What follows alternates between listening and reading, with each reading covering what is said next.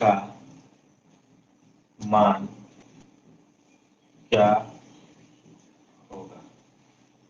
Option आपके screen के सामने ये रहा।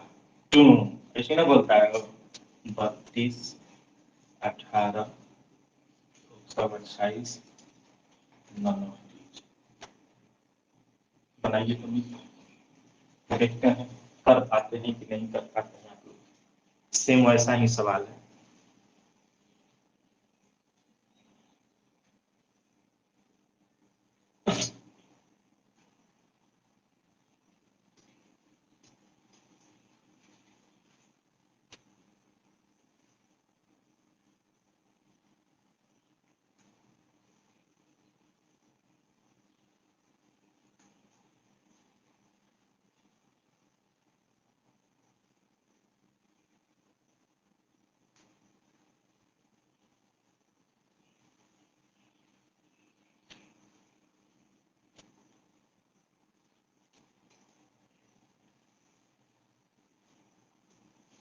बोलिए पालवंश। हाँ ये होगा।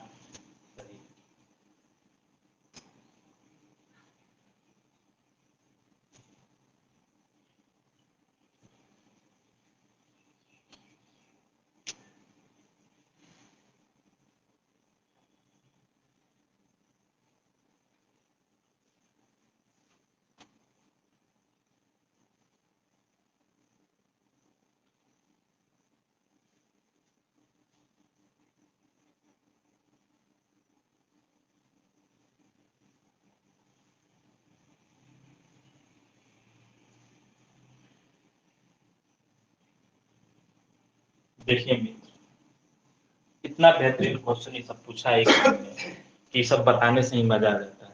समझे कि नहीं समझे? चलिए ध्यान दीजिए। आपको क्या है कि पी क्यू आर एस और टी 5 गो है और पांचों के पांचों क्या है? अभाज्य। अब इतना तो पता है ना कि दुनिया में जितना भी अभाज्य है केवल 2 को छोड़कर बाकी सब अभाज्य जो है वो सम है कि विषम? विषम। और तो मतलब 2 को छोड़कर बाकी के सब तो सब विषम ही है। केवल 2 ही ना है, केवल एक 2 ही है जो क्या है? सम है। क्लियर है? अब ध्यान दीजिए, हमारे यहाँ क्या है कि देखिए P plus Q plus R plus S plus T, इस सबका जोड़ कितना है बाबू? 482। ये आपका सम है कि विषम? सम है। मतलब कि आपको 5 गो अभाज्य संख्या का योग क्या बनाना है? सम। अब आप अपने से बताइए, अगर मान लीजिए कि एक ऐसी अभाज्य संख्या है जो सम है, हम उसको हटा दें, बाकी जितना अभाज्य संख्या है वो सब के सब क्या है बाबू? विषम। अगर हम उन पांचों विषम अभाज्य संख्या को जोड़ेंगे, मतलब कि 5 विषम संख्या को जोड़ेंगे तो विषम ही ना आएगा? नहीं, ऐसे समझिए। अरे देखिए ऐसे मान लीजिए कि ये दोनों विषम, तो दोनों विषम विषम विषम सम, फिर विषम। देखिए ऐसे कि विषम फिर जोड़े विषम तो सम, फिर जोड़े विषम तो विषम, फिर जोड़े विषम तो सम, फिर जोड़े विषम तो विषम हो गया। लेकिन हमको आना क्या चाहिए? सम। सम आने का मतलब कि एक वैसा संख्या चाहिए, एक ऐसी अभाज्य संख्या चाहिए जो क्या हो? सम हो। सम होना चाहिए ना। और उस सम अभाज्य संख्या है कौन? 2। अब आप कहिए कि सर 2 को तो लेना ही पड़ेगा। अब 2 किसको ले? P का मान 2 ले, Q का मान 2 ले, R का मान 2 ले, S का मान 2 ले, T का मान 2 ले। हमारा मन किसी का भी ले सकते हैं, नहीं ले सकते हैं, वो तो मेरे ऊपर है। लेकिन जब यहाँ क्वेश्चन में देखिएगा तो देखिए यहाँ का दिया है कि सबसे छोटा है P, P से बड़ा है Q, Q से बड़ा है R, मतलब सबसे छोटा कौन है? P। तो हमको 2 जो है 2 वह सबसे छोटी अभाज्य संख्या है कि नहीं? तो मतलब कि हमारा मजबूरी हो गया कि हम P का मान क्या लेंगे? 2 ही लेंगे, क्योंकि यहाँ पर है ना कि P सबसे छोटा है। देखिए नहीं है हो, मतलब कि हमारा मजबूरी है कि P का मान क्या लेना पड़ेगा? 2, क्योंकि देखिए ये 2 ले लिए हैं सम, बाकी हो गया आपका विषम, ये भी हो गया विषम, ये भी हो गया विषम, ये भी हो गया विषम। तो देखिए विषम विषम विषम विषम, इस सबको जोड़ेंगे दोस्त, इस सब का जोड़ क्या आ जाएगा, सम। तो सम और सम जोड़ेंगे तभी नहीं सम आएगा। तो मतलब कि p का मान 2 लेना पड़ेगा कि नहीं लेना पड़ेगा, p का मान 2 मतलब p बराबर 2, तो क्या करेगी p के पावर 5, तो मतलब कि 2 के पावर 5, p के पावर 5 मतलब 2 के पावर 5, मतलब कि 32, that is your answer, option number A.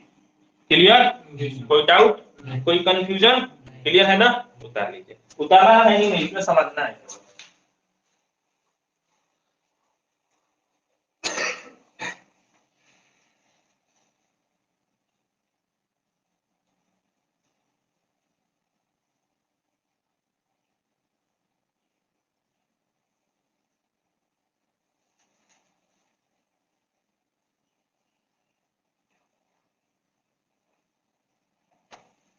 चलिए आज के लिए इतना ही रखते हैं, बाकी की बात हम लोग कल करेंगे। क्या टाइम पे रहेगा, 6 बजे तो टाइम है ही, अब बाकी लोग नहीं आए टाइम पे तो हम क्या करें, हम तो लगता है कि 6 बजे क्लास था तो हम 6:20 या 6:25 में क्लास हम चालू कर दिए थे, नहीं करा दिए थे, तो हम तो क्लास चालू नहीं कर दिए, टाइम पे आया कीजिए, टाइम पे आया कीजिए। 6 बजे है तो 6:15 साढ़े, देखिए क्लास का टाइमिंग अभी 6 बजे है, 1 महीना के बाद 6 बजे नहीं हो पाएगा, संभव ही नहीं है। रीजन क्या है ना कि ठंडा का मौसम आ रहा है, और ठंडा के मौसम में 6 बजे जगना मुश्किल काम नहीं है। 6 बजे जैसे समझ रहे हैं ना कि ठंडा के दिन में थोड़ा सा दिन रात लंबा ना होगा, तो 6:30 बजे तक अंधेरा ही रहेगा।